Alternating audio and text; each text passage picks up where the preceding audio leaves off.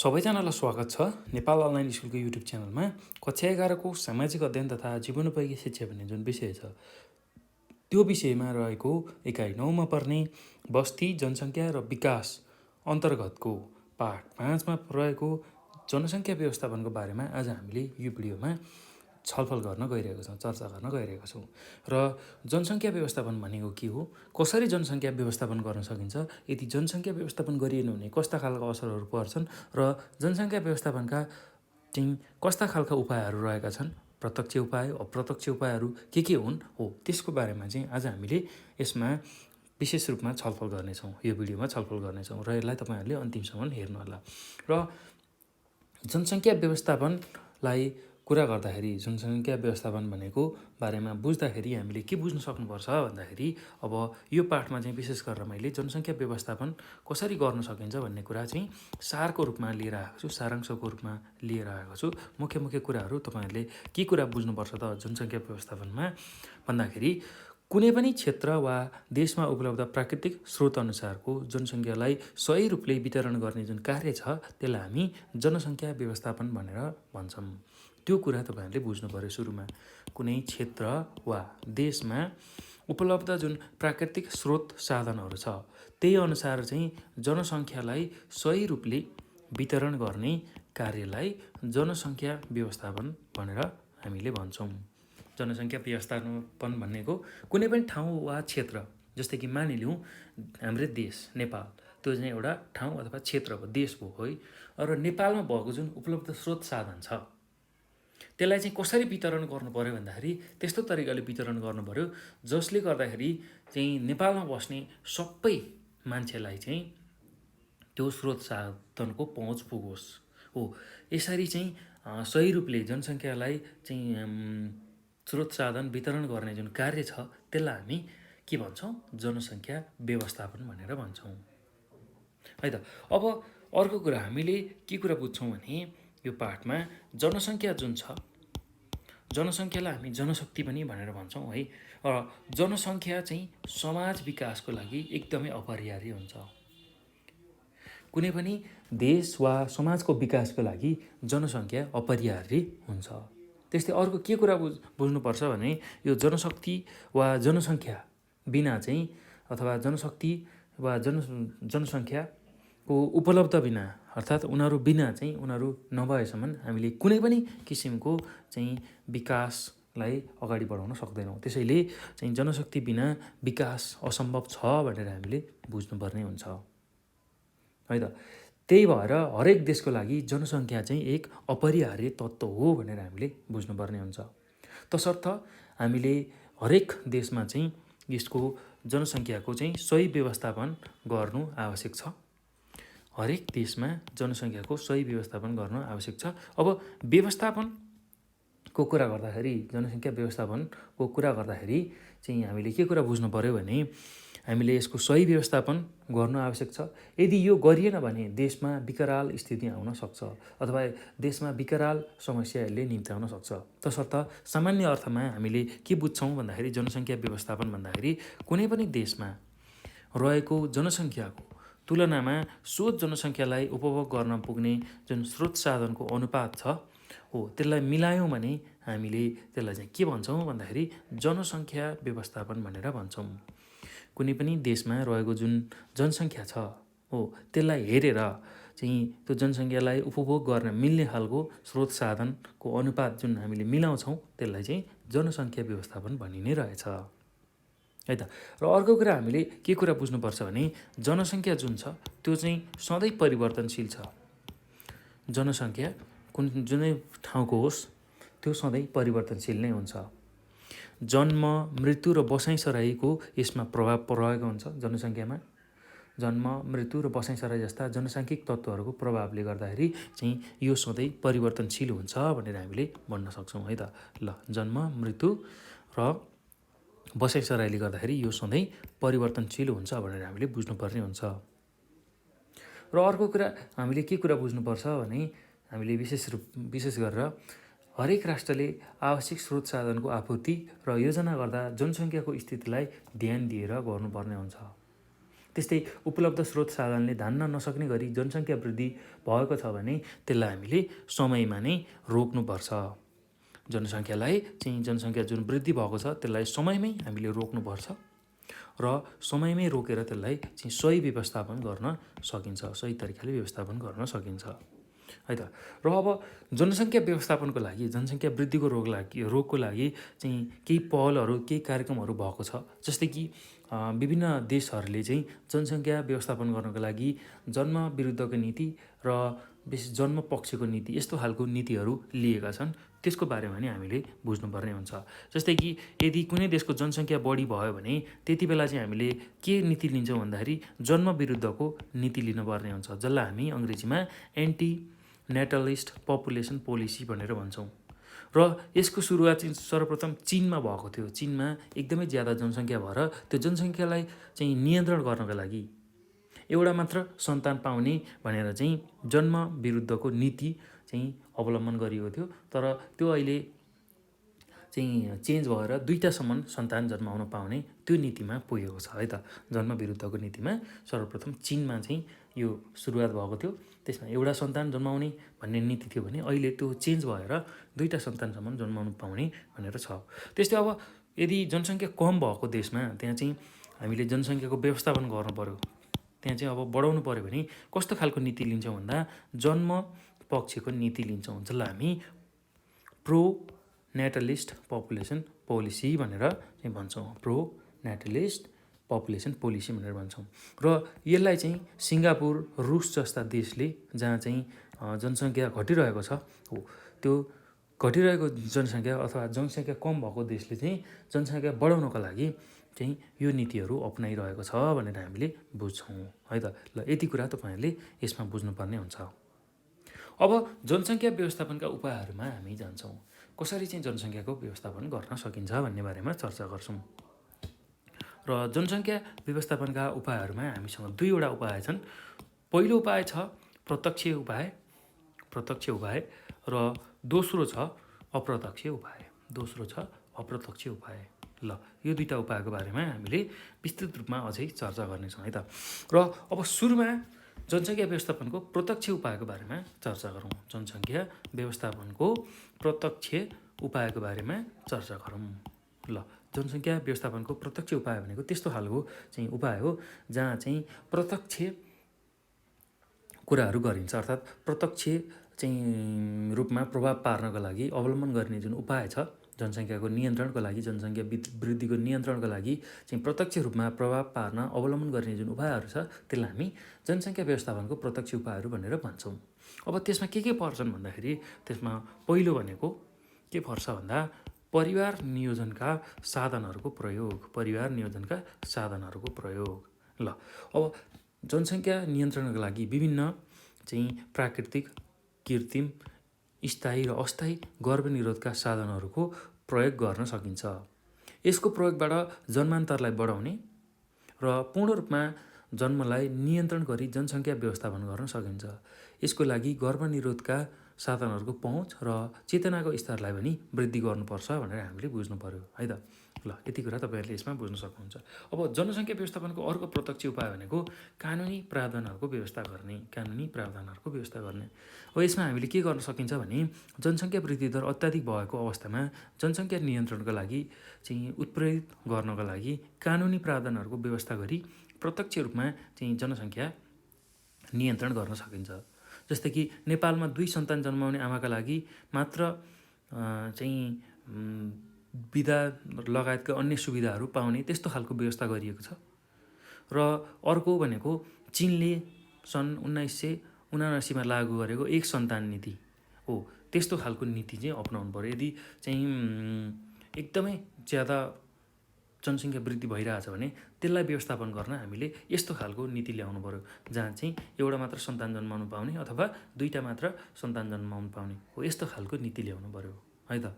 त्यो भयो भने, यस्तो खालको कानुनी प्रावधानको व्यवस्था भयो भने जनसङ्ख्या व्यवस्थापन गर्न सजिलो हुन्छ, अर्थात् बढिरहेको जनसङ्ख्यालाई चाहिँ कम गर्न सकिन्छ अथवा कम भएको जुन जनसङ्ख्या छ त्यसलाई पनि बढाउन सकिन्छ यही कानुनी प्रावधानको आधारमा है त। ल अब अर्को भनेको उचित जन्मान्तर। ल, जनसङ्ख्या व्यवस्थापनको प्रत्यक्ष उपायमा अर्को छ उचित जन्मान्तर। अब हामीले के बुझ्नुपर्छ भने एउटा बच्चा जन्मिसकेपछि अर्को बच्चा नजन्मिँदासम्मको जुन अवधि छ त्यसलाई हामी जन्मान्तर भनेर भन्छौँ। जन्मान्तर चाहिँ विशेष गरेर एउटा बच्चा जन्मेपछि अर्को बच्चा 4-5 वर्ष चाहिँ नभएसम्म अर्को बच्चा नजन्माउने, यसरी चाहिँ उचित जन्मान्तर गरियो भने त्यसले चाहिँ आमा र बच्चा दुवैको स्वास्थ्यको लागि फाइदा गर्छ र यसबाट चाहिँ जुन बच्चा जन्मने जुन अवधि छ त्यो ढिलो हुन जान्छ र फलस्वरूप चाहिँ जनसङ्ख्या वृद्धि गर्न यसले रोक्न सक्छ अथवा रोक्न सहयोग गर्छ भनेर हामीले लेख्न सक्छौँ है त। त्यस्तै अब अर्को जनसङ्ख्या व्यवस्थापनको अर्को प्रत्यक्ष उपायमा उपयुक्त उमेरमा विवाह भनेर हामीले लेख्न सक्छौँ। उपयुक्त उमेरमा विवाह, त्यसको लागि चाहिँ हामीले के कुराहरू बुझ्नुपर्ने हुन्छ भन्दाखेरि विवाह चाहिँ दुई विपरीत लिङ्गबीच पारिवारिक जीवनयापनका निम्ति कानुन, त्यसै गरी धर्म, संस्कृति, समाज आदिबाट स्वीकृत प्राप्त भएको सम्बन्ध हो। शारीरिक र आर्थिक रूपमा सबल भएपछि मात्र विवाह गर्न चाहिँ सबैको लागि राम्रो हुन्छ।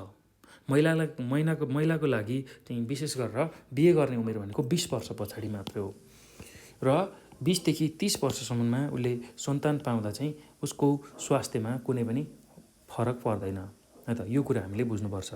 महिलाका लागि स्वस्थ प्रजननको उमेर भनेको 20 देखि 30 वर्षको भएको हुँदा 20 वर्ष पछाडि चाहिँ विवाह गर्नु उपयुक्त मानिन्छ। 20 वर्षदेखि र 35 वर्ष पुगेपछि चाहिँ 20 वर्षभन्दा अगाडि 20 वर्षको जुन समय छ हो त्यो वर्षको भन्दा अगाडि र 35 वर्षभन्दा पछाडि चाहिँ सन्तान जन्माउँदा आमा र शिशु दुवैलाई खतरा हुन्छ। उपयुक्त उमेरमा विवाह गर्दा स्वस्थ प्रजनन अवधिको चाहिँ कम उपयोग हुने हुँदा जनसङ्ख्या वृद्धि दरमा यसले कमी ल्याउन सहयोग गर्छ। त्यसैले उपयुक्त उमेरमा विवाहलाई चाहिँ जनसङ्ख्या नियन्त्रणको एक महत्त्वपूर्ण उपाय मानिन्छ भनेर हामीले लेख्न सक्छौँ है त। त्यस्तै अब बसाइसराई नियन्त्रण जनसङ्ख्या व्यवस्थापनको प्रत्यक्ष अर्को चाहिँ उपायमा के हो भन्दाखेरि बसाइसराईलाई लिन सकिन्छ, बसाइसराईको नियन्त्रण। र बसाइसराईको बारेमा बुझ्दाखेरि बसाइसराई चाहिँ जनसङ्ख्या परिवर्तनको एउटा सबल तत्त्व हो। बसाइसराईका कारणले गन्तव्य स्थानहरूमा जनसङ्ख्या वृद्धि गराउने हुँदा जनसङ्ख्या व्यवस्थापनको जुन समस्या छ त्यो उत्पन्न गराउँछ। त्यसैले उपयुक्त बसाइसराई तथा आप्रवासी नीतिको चाहिँ हामीले निर्माण गर्नुपर्छ र त्यसले गर्दाखेरि के हुन्छ भन्दाखेरि स्रोत साधनको न्यायोचित वितरण र अवसरहरूको सिर्जना हुन पुग्छ। र यो बसाइसराईलाई चाहिँ कसरी हेर्नु पर्यो, कसरी ख्याल गर्नु पर्यो भन्दाखेरि जहाँ चाहिँ स्रोत साधनको न्यायोचित वितरण र अवसरहरूको सिर्जना छ त्यहाँनिर मान्छेले बसाइसराई गर्ने हुन्छ र हो त्यो बसाइ नसरोस् भनेर ऊ जहाँ बसेको छ त्यही ठाउँमा स्रोत साधनको न्यायोचित वितरण र अवसरहरूको सिर्जना गरियो भने ऊ बसाइ सर्दैन र त्यसले चाहिँ जनसङ्ख्या वृद्धि दरलाई फरक पार्न सक्दैन, अर्थात् जनसङ्ख्या व्यवस्थापन गर्न सजिलो हुन्छ भनेर हामीले लेख्न सक्छौँ है त। ल यति कुरा हामीले जनसङ्ख्या व्यवस्थापनका प्रत्यक्ष उपायहरूमा बुझ्नुपर्छ। अब यो पछि चाहिँ जनसङ्ख्या व्यवस्थापनका अप्रत्यक्ष उपायहरूको बारेमा हामीले चर्चा गर्नुपर्छ। जनसङ्ख्यालाई अप्रत्यक्ष रूपमा कसरी व्यवस्थापन गर्न सकिन्छ त्यसको बारेमा हामीले बुझ्दैछौँ र त्यसको लागि पहिलो काम के गर्न सकिन्छ भन्दा अब जनसङ्ख्या व्यवस्थापनको अप्रत्यक्ष उपाय भन्ने बित्तिकै हामीले के बुझ्नुपर्छ भन्दाखेरि चाहिँ जनसङ्ख्या वृद्धिलाई नियन्त्रण गरी जनसङ्ख्या व्यवस्थापन गर्नका लागि अवलम्बन गरिने धेरै अप्रत्यक्ष उपायहरू चाहिँ हुन्छन्। हो त्यो मध्येमा अब पहिलो छ शिक्षा तथा स्वास्थ्य अवस्थामा सुधार। शिक्षा तथा स्वास्थ्य अवस्थामा सुधार। अब यसमा हामीले के कुरा बुझ्नुपर्छ भने शिक्षाको अवस्था हामीले सुधार गऱ्यौँ भने त्यहाँ चाहिँ मान्छेहरूको चेतनामा वृद्धि आउँछ र चेतनाको वृद्धि आउनुको मतलब त्यहाँ उनीहरू साक्षर भइसकेपछि सानो परिवार चाहिँ बनाउनुपर्छ भन्ने अवधारणा हुन्छ, किनभने ठुलो परिवारमा खर्च हुन्छ र त्यही अनुसारको चाहिँ आर्थिक भार पर्छ भन्ने त्यो खालको भावनाले प्रेरित भएर सानो परिवार बनाउने अवधारणा हुन्छ र यसरी शिक्षाको साथसाथै स्वास्थ्यमा पनि सुधार हुँदै जाँदा शिशु मृत्युदरमा कमी आउन जान्छ। शिशु मृत्युदरमा कमी आउँछ र जसले गर्दाखेरि चाहिँ थोरै बच्चा जन्मने सम्भावना हुन्छ र शिशु मृत्युदर चाहिँ कमी भएको हुँदा थोरै बच्चा जन्मने चाहिँ हुन्छ हो, जसले गर्दा जनसङ्ख्या नियन्त्रणमा सहयोग पुग्छ भनेर हामीले बुझ्नुपर्ने हुन्छ। त्यस्तै अब जनसङ्ख्या व्यवस्थापनको अर्को अप्रत्यक्ष चाहिँ उपाय भनेको के हो भन्दाखेरि रोजगारीको अवसर सिर्जना। ल यसमा हामीले के कुरा बुझ्नुपर्ने हुन्छ भन्दाखेरि रोजगारीले चाहिँ मानिसको जीवनमा अथवा जीवनस्तरमा सकारात्मक सुधार ल्याउँछ। विभिन्न पेसामा संलग्न जनशक्तिले उचित परिवार योजना गर्ने हुँदाखेरि चाहिँ थोरै बच्चा जन्मने चाहिँ सम्भावना हुन्छ। उचित पेसामा संलग्न जनशक्तिले उचित परिवार योजना बनाउँछ र जीवनस्तर उसको चाहिँ सुधार्ने क्रममा उसले चाहिँ उचित परिवारको योजना बनाउँछ, सानो परिवार बनाउँछ, जसले गर्दा जनसङ्ख्या वृद्धिमा नियन्त्रण पुग्छ भनेर हामीले लेख्न सक्छौँ। त्यसै गरी अब अर्को छ जनसङ्ख्या व्यवस्थापनको अप्रत्यक्ष उपायमा सहरीकरणको विकास। ल यसमा हामीले के कुरा बुझ्नुपर्ने हुन्छ भन्दाखेरि विशेष गरेर सहरीकरणको विकास सँगसँगै मान्छेहरू चाहिँ एकल परिवारमा बस्ने चाहिँ प्रवृत्तिको विकास हुने भएको हुनाले थोरै बच्चा जन्माउँछन् र यसरी थोरै बच्चा जन्माउँदाखेरि चाहिँ जनसङ्ख्या व्यवस्थापनमा सहयोग पुग्छ भनेर हामीले लेख्न सक्छौँ अथवा बुझ्न सक्छौँ है त। त्यस्तै अर्को भनेको सामाजिक सुरक्षाको प्रत्याभूति। ल यसले चाहिँ जनसङ्ख्या व्यवस्थापनमा कसरी सहयोग पुर्याउँछ अप्रत्यक्ष रूपमा भन्दाखेरि विशेष गरेर मानिसहरू धेरै सन्तान भएमा कुनै सन्तानले बुढेसकालमा हेर्छ अथवा बुढेसकालको सहारा बन्न सक्छ भन्ने चाहिँ मोहले पनि धेरै बच्चाहरू जन्माउँछन्। यस्तो सोचलाई निरुत्साहित गर्नको लागि सामाजिक सुरक्षा अन्तर्गतको विविध कार्यक्रमको व्यवस्था गर्नुपर्छ।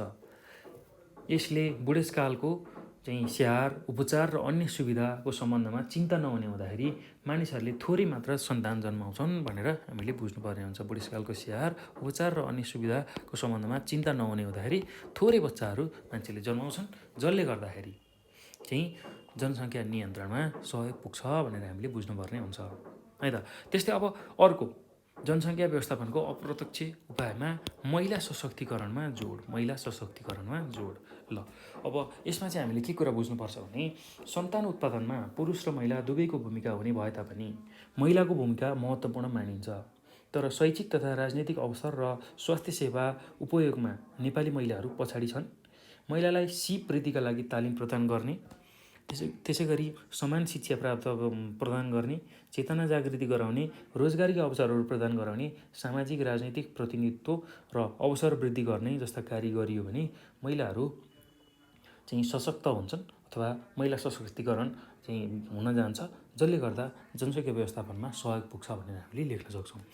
र पुरुषलाई जस्तो समान शिक्षा महिलालाई पनि दिने, त्यसै गरी उनीहरूको चेतनामा वृद्धि हुँदै जान्छ त्यो शिक्षाबाट, जसले गर्दाखेरि उनीहरू आफै स्वरोजगार गर्न सक्ने चाहिँ हुन्छन् र रोजगारीका अवसरहरू पनि प्राप्त गर्छन्, जसले गर्दाखेरि चाहिँ उनीहरूलाई कामको एउटा बोझ हुन्छ। त्यो कामको बोझलाई गर्नको लागि चाहिँ गर्दाखेरि काम गर्दै जाँदाखेरि उनीहरूले सन्तान पनि त्यही अनुसारको कम नै उत्पादन गर्छन् है त। त्यो कुरा हामीले बुझ्नुपर्छ। यसरी चाहिँ जनसङ्ख्या व्यवस्थापनमा त्यसले पनि सहयोग गर्छ। त्यस्तै अब जनसङ्ख्या व्यवस्थापनको अर्को अप्रत्यक्ष उपाय भनेको पर्याप्त स्रोत साधनहरूको व्यवस्था पनि हो। ल यसमा चाहिँ हामीले के कुरा बुझ्नुपर्छ भने जनसङ्ख्याको अनुपात अनुसार चाहिँ स्रोत साधनको चाहिँ व्यवस्था गरेर जनसङ्ख्याको व्यवस्थापन गर्न सकिन्छ। अर्थात् अब कतिजना चाहिँ जनसङ्ख्या छन् त एउटा टोलमा अथवा एउटा गाउँमा अथवा एउटा देशमा, त्यही अनुसार उनीहरूलाई के कुराहरू चाहिन्छ, उसलाई आवश्यक पर्ने खाना, त्यसै गरी बस्ने बास हो, त्यसै गरी अन्य आवश्यकताहरू हुन्छन् जुन आधारभूत आवश्यकता अन्तर्गत पर्छ, त्यो आवश्यकता पुरा गर्न सकिन्छ कि सकिँदैन हो, त्यो अनुसार चाहिँ जनसङ्ख्याको व्यवस्थापन गरिने जुन क्रिया छ हो त्यो चाहिँ के अन्तर्गत पर्छ भन्दाखेरि जनसङ्ख्या चाहिँ व्यवस्थापनको अप्रत्यक्ष उपाय अन्तर्गत पर्दछ। अर्थात् पर्याप्त मात्रामा चाहिँ स्रोत साधनको व्यवस्था गरियो भने हामीले जनसङ्ख्याको व्यवस्थापन गर्न सक्छौँ भनेर हामीले बुझ्नुपर्ने हुन्छ है त। ल यति कुरा तपाईँहरूले यो पाठमा याद गर्नु होला र विशेष गरेर तपाईँहरूले यो पाठमा के बुझ्नु पऱ्यो भने जनसङ्ख्या व्यवस्थापन भनेको के हो र जनसङ्ख्या व्यवस्थापनको कस्तो खालको उपायहरू छन्, प्रत्यक्ष उपाय भनेको के हो, प्रत्यक्ष उपायमा कस्ता खालका उपाय पर्छन्, त्यसै गरी जनसङ्ख्या व्यवस्थापनको अप्रत्यक्ष उपायमा कस्ता खालका चाहिँ उपायहरू पर्छन्, त्यसको बारेमा तपाईँहरूलाई थाहा हुनुपर्छ। र यति चाहिँ कुरा तपाईँले यो पाठको मूल सारको रूपमा बुझ्नुपर्ने हुन्छ। ल